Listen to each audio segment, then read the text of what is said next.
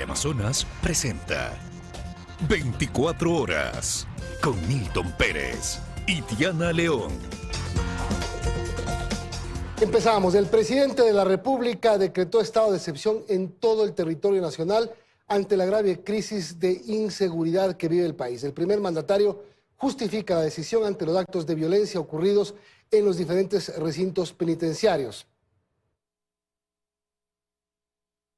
He dado disposiciones claras y precisas a los mandos militares y policiales para que intervengan en el control de las cárceles.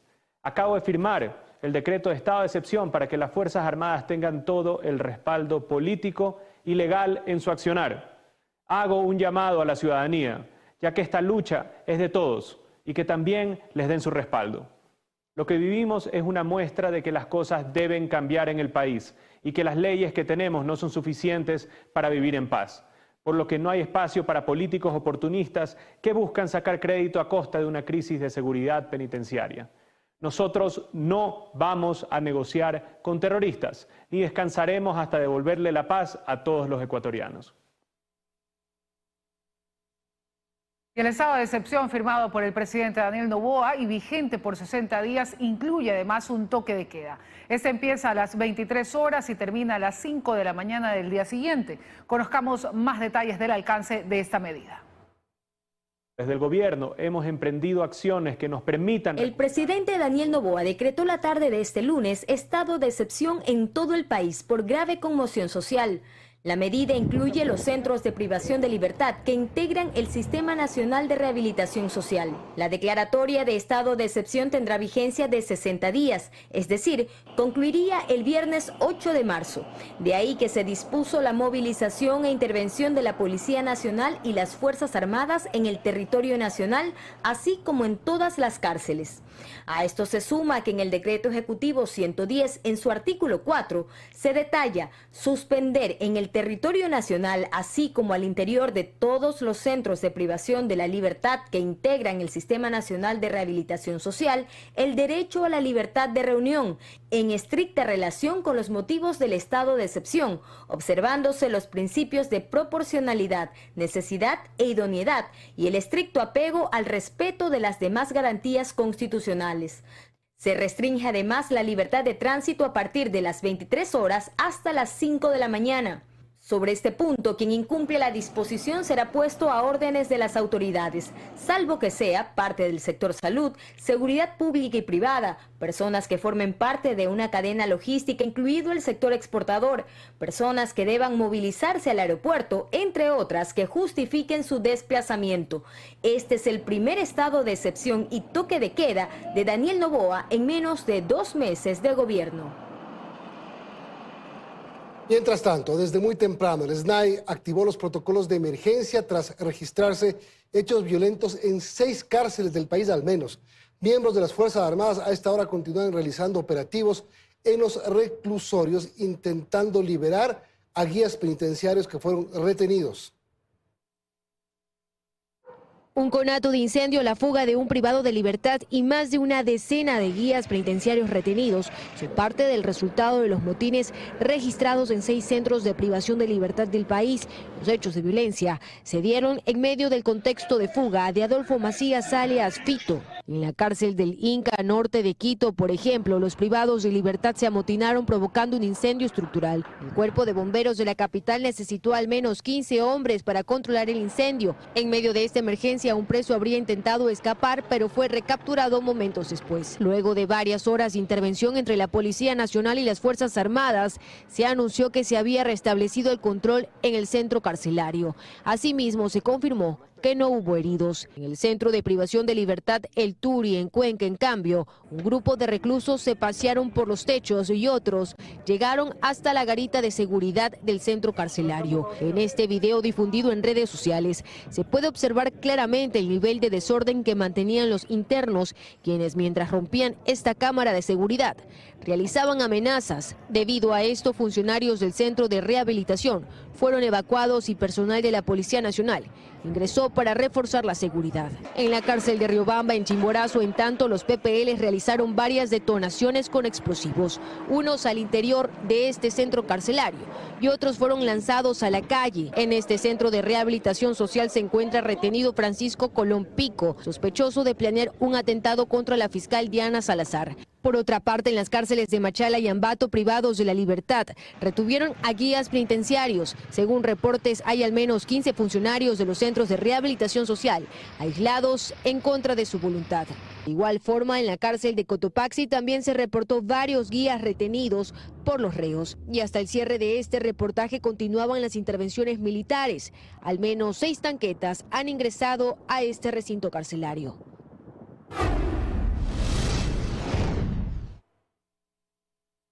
Y la crisis carcelaria que se vive en el país inició con la fuga de alias Fito, cuyo paradero sigue siendo desconocido. La Fiscalía formuló cargos contra 2 funcionarios penitenciarios que estarían involucrados en su fuga. Bernarda Ceballos está en los exteriores de la cárcel regional en Guayaquil y nos tiene más detalles. Bernarda. Compañeros, ¿qué tal? Muy buenas noches. Así es. Se conoce de forma extraoficial que alias Fito habría huido de este centro carcelario el pasado 31 de diciembre y vestido como policía. Es importante también mencionarles que desde la madrugada del domingo aquí en este recinto penitenciario han ingresado y salido miles de uniformados. A esta hora de la noche no se observa el aumento de presencia policial a pesar de la declaratoria de estado de excepción en todo el territorio nacional. Tenemos preparado a continuación el siguiente reportaje, veamos. Cerca de 48 horas han transcurrido y la búsqueda de alias Fito continúa. Este lunes se evidenció la salida y entrada de militares, policías y tanquetas de la cárcel regional en Guayaquil. De su parte, la Fiscalía formuló cargos por presunta evasión contra 2 funcionarios penitenciarios que estarían involucrados en la fuga de Adolfo Macías Villamare. Se solicitó prisión preventiva para los sospechosos, pero un juez les dictó medidas sustitutivas. La fiscal general Diana Salazar rechazó esta decisión y mediante su cuenta de X dijo que si el sistema de justicia no actúa con coherencia en el trabajo de evitar la impunidad, no se tendrá resultados. Y acotó que estas medidas permiten que los responsables continúen al servicio de quienes buscan evadir la justicia y seguir corrompiendo el sistema. Extraoficialmente se conoce que la fuga de Fito habría sido el pasado 31 de diciembre, cuando habría salido de la cárcel vestido como policía.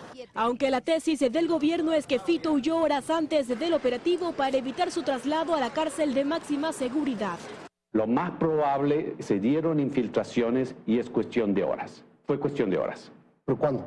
Fue cuestión de horas antes. Desde la Secretaría de Comunicaciones de la Presidencia se asegura que el escape de Fito obedece a su propio temor por las acciones en materia de seguridad implementadas por el actual gobierno. La mejor decisión que podría haber tomado el Estado es simplemente no hacer nada. Lo que ha pasado en todos los gobiernos. La decisión fue que este sujeto esté en una prisión y en una situación de seguridad para que no siga operando como ha estado operando los últimos años.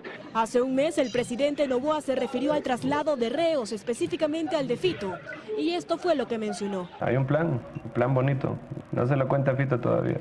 Alias Fito cumple una sentencia de 34 años de prisión por delitos como narcotráfico, extorsión, delincuencia organizada, robo, porte de armas y homicidio. Ha estado tras las rejas desde el 2011. Estuvo en la penitenciaría, luego en La Roca y ahora último en la regional. Y no es la primera vez que se da la fuga. En 2013 en La Roca hubo una huida masiva en la cual salió, pero fue recapturado 4 meses después. A esta hora de la noche nosotros les informamos que existe una orden de captura contra la directora encargada de este centro penitenciario, Nelly Cusco. Es importante también mencionarles que la policía allanó este lunes el inmueble de la funcionaria y no se la localizó. Cusco se habría llevado varias de sus pertenencias y también las de sus hijos. Esa es la información hasta esta hora de la noche. Ustedes continúan con más. Muy buenas noches. Gracias, Bernarda. Y a esta hora se reporta violencia en la provincia de Esmeraldas. Al menos 2 gasolineras han incendiado y una decena de vehículos. Situación crítica en Esmeraldas, ya les daremos detalles. Cambiamos de tema. El gobierno presentó a la Corte Constitucional 9 preguntas más para la consulta popular.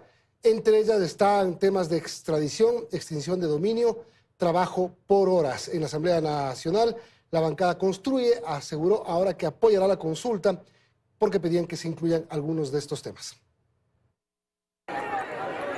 5 días después de haber presentado las preguntas para la consulta popular, el Ejecutivo volvió a la Corte Constitucional, esta vez con 9 preguntas adicionales. El encargado de hacerlo fue el viceministro de Gobierno, Esteban Torres. Esa crítica de que habían preguntas sin sustento, que no eran fuertes, creo que con este segundo envío quedan invalidadas. Dice que esta vez sí tomaron en cuenta las exigencias de la ciudadanía y por ello la primera pregunta tiene relación con la extradición. Pero esta vez con una modificación jurídica pertinente, no como la que existió hace algunos meses. Además, el gobierno insistió en preguntas relacionadas con la seguridad. La extinción de dominio, otro de los clamores ciudadanos para combatir la delincuencia y el crimen organizado. Otra de las preguntas busca que el presidente pueda enviar proyectos de ley urgentes que no sean solo en materia económica. Además, se consultará sobre la minería y el trabajo por horas. Con estos nuevos planteamientos, el gobierno ya cuenta con apoyo en el legislativo, pues la bancada de Construye justamente había solicitado que se incorporen algunos de estos temas. Construye apoyará la consulta popular siempre y cuando ésta incluyan 4 temas fundamentales para el país en este momento. No obstante, aún hay oposición a las primeras preguntas enviadas por el Ejecutivo. Construye asegura que eso se puede tratar con una reforma a 6 cuerpos legales que ellos mismos ya presentaron. Ahora el trámite está en manos de la Corte Constitucional, pero la expectativa del gobierno es que la consulta se lleve a cabo máximo a mediados del mes de abril. Y ahora les presentamos estas 9 preguntas adicionales enviadas por el Ejecutivo a la Corte Constitucional. La primera dice así: ¿está usted de acuerdo con permitir la extradición de ecuatorianos con las condiciones, requisitos, restricciones e impedimentos establecidos en la Constitución, los instrumentos internacionales y en la ley, enmendando la Constitución y reformando las leyes conforme el anexo 1? Pregunta 2. La pregunta 2 dice: ¿está de acuerdo en que se enmiende la Constitución y se reforme la Ley Orgánica de Extinción de Dominio para que se permita despojar a los delincuentes de los activos de origen ilícito, delictivo o injustificado, conforme se detalla en el anexo? Pregunta 3 de la consulta popular. ¿Está usted de acuerdo que para erradicar la minería ilegal se declaren a las zonas mencionadas en el anexo 5 como territorios de interés nacional con la finalidad de evaluar por una sola vez la pertinencia de revocar concesiones mineras para garantizar el correcto aprovechamiento de recursos minerales y combatir el crimen organizado? Pregunta 4 del nuevo bloque de preguntas. ¿Está de acuerdo con permitir que el presidente de la República pueda calificar de urgentes proyectos de ley que no solo se refieran a la materia económica, enmendando así la Constitución y reformando las leyes conforme al anexo 6?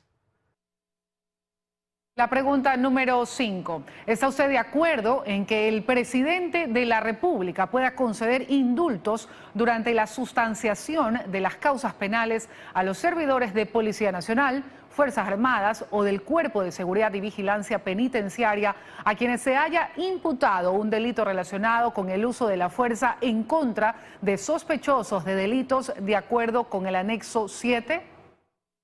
Pregunta número 6 de la consulta popular. ¿Está de acuerdo con el establecimiento de judicaturas especializadas en materia constitucional, tanto en primera como en segunda instancia, para el conocimiento de las garantías jurisdiccionales que les corresponda, enmendando la Constitución y reformando la Ley Orgánica de Garantías Jurisdiccionales y Control Constitucional? Vamos ahora con la pregunta número 7. ¿Está usted de acuerdo con que el Estado ecuatoriano promueva la inversión extranjera y reconozca el arbitraje internacional como método para solucionar controversias en materia de inversión, contractuales o comerciales, de manera que se ofrezca a los inversores extranjeros un entorno apropiado de seguridad jurídica que genere mayores oportunidades de empleo y afiancen la dolarización de acuerdo con el anexo 9? Pregunta 8. ¿Está de acuerdo con que el personal de las Fuerzas Armadas y Policía Nacional respetando el principio constitucional de unidad jurisdiccional. En el caso de los delitos cometidos dentro de su misión, sean juzgados en todas las etapas procesales por jueces especializados exclusivamente en materia penal, militar y policial, pertenecientes a la misma función judicial a través de legislación específica, de acuerdo con el anexo 10. Y la última pregunta de este segundo bloque de preguntas para la consulta popular, la pregunta 9, dice: ¿está usted de acuerdo con que se enmiende la Constitución y se reforme el Código de Trabajo para regular los contratos de trabajo a plazo fijo y por horas cuando se celebre por primera vez entre el mismo empleador y trabajador, sin afectar los derechos adquiridos de los trabajadores de acuerdo con el anexo 11?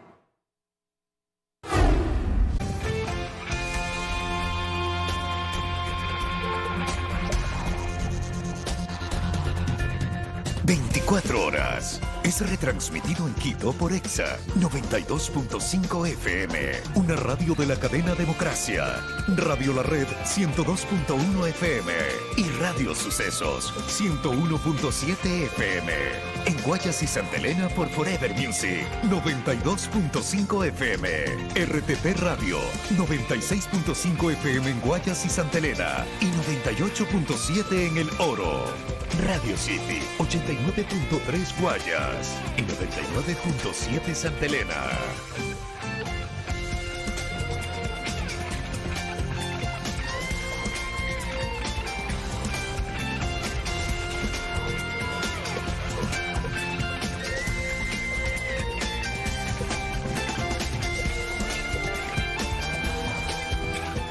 Seguimos, amigos. La Comisión de Desarrollo Económico de la Asamblea aprobó por unanimidad el informe para segundo debate del proyecto de ley de energía enviado por el Ejecutivo. En este documento se elimina, por ejemplo, las zonas francas de energía.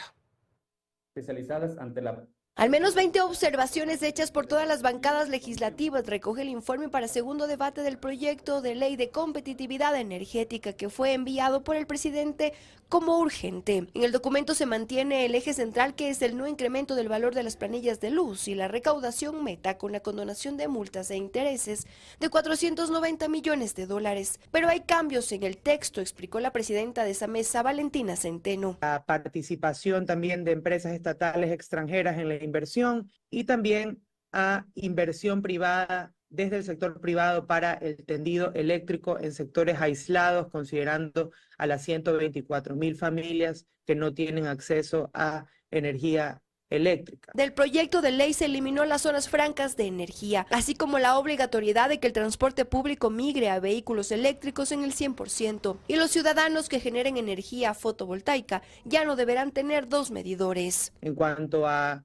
las tarifas del 0% de IVA en todos los sistemas de generación de energía solar, y en cuanto a las deducciones del 100% de los gastos que se realicen para autoabastecimiento con energías renovables no convencionales. En cuanto a los incentivos tributarios para atraer la inversión, la Comisión en el texto aclara que solo se pueden lanzar a concesión los proyectos energéticos que están ya con el 50% de avance y que no fueron concluidos en gobiernos anteriores, y abre la posibilidad de que la empresa privada pueda tener una participación regulada en los mismos. Los proyectos energéticos son de los ecuatorianos y para los ecuatorianos, y no se busque de una u otra manera privatización. El alumbrado público es básico para la seguridad, ¿no?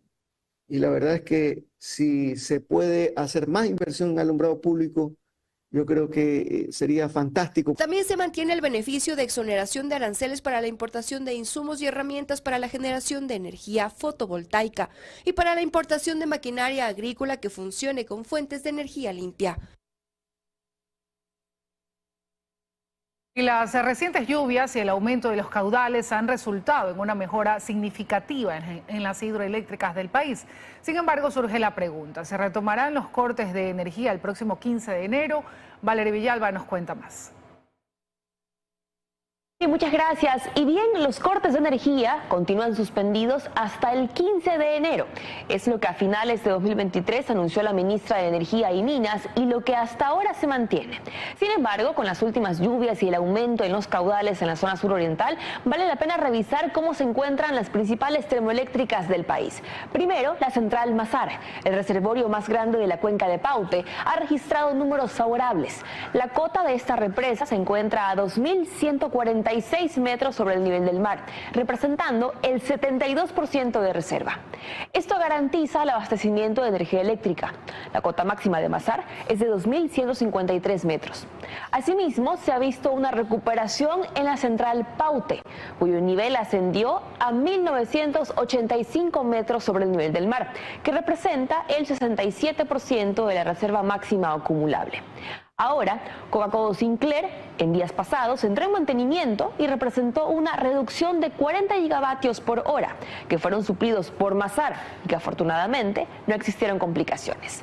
Por el aumento de lluvias, el aporte de las hidroeléctricas, atención, subió al 91%. En noviembre del año pasado, el peor mes del estiaje, su aporte era tan solo de 63%. A breves rasgos se puede ver una mejoría, pero serán las autoridades de esta cartera de Estado quienes decidirán si se pone fin a los cortes de energía en Ecuador. Mediante decreto ejecutivo, el presidente de la República, Daniel Noboa, designó este lunes a José Julio Neira como secretario de la Política Pública Anticorrupción. Él será el encargado de ejecutar acciones y contribuir con la lucha frontal en contra de la corrupción, con la aprobación del primer mandatario. Esta secretaría fue creada por el expresidente Guillermo Lasso en 2022. Y el juez Felipe Córdoba aceptó este lunes 8 de enero de 2024 el pedido de Fiscalía para que Interpol emita difusión roja a nivel internacional con el objetivo de capturar a Javier Jordán y Daniel Salcedo, procesados en el caso Metástasis. El magistrado envió un oficio a la Oficina Central Nacional de Interpol en Quito para que proceda con la publicación de la notificación roja, debido a que los dos sospechosos se mantienen en calidad de prófugos, pero sobre ellos pesa una orden de prisión preventiva por una presunta delincuencia organizada. Las autoridades conocen que Javier Jordán reside en Miami, Estados Unidos, mientras que Daniel Salcedo se encontraría en Panamá. En corto, maletas llenas de ilusión rumbo para Bolivia se va nuestra bella Juliana Robles, representante de Ecuador en el certamen Miss Hispanoamericana. No se lo pierda.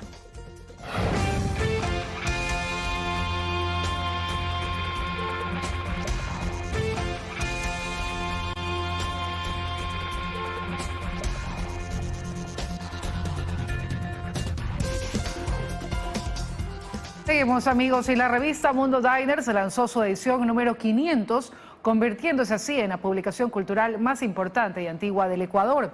Desde hace 44 años, Mundo Diners ha retratado al país y sus historias, y en esta edición especial se recogen los personajes y acontecimientos que se han marcado estas 4 décadas.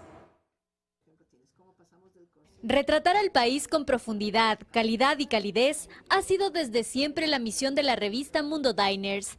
Un proyecto que nació hace 44 años como una quimera, terminó por convertirse en la publicación cultural más antigua e importante del país. Llegar a la edición número 500 es un hito. En un Ecuador que ha vivido convulsionado por los problemas sociales, una mirada diferente, basada en la investigación y la reflexión, fue siempre necesaria. Y eso ha sido lo que a lo largo de estas 4 décadas, Mundo Diners le ha entregado a sus lectores. Así lo sostiene su editora, Juana Ordóñez. Es un hito haber logrado que la revista se sostenga en el tiempo. El objetivo es tener una narrativa de calidad, una profundización de los hechos, acompañada de una gráfica de alta calidad.